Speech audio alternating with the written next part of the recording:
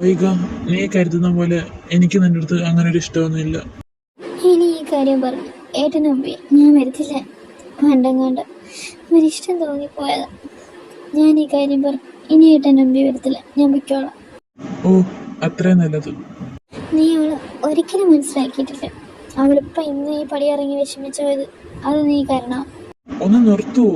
നിങ്ങളെല്ലാരും കൂടെ എന്തിനാ അവളെ എന്റെ തലയെടുത്ത് വെച്ചേക്കുന്നത്? എനിക്ക് അവളെ ഇഷ്ടമല്ല. എനിക്ക് അവളെ കാണാം, ഇപ്പം തന്നെ കാണാം. എന്ത് അവള്? അവളിനി വരത്തില്ല. ഞാൻ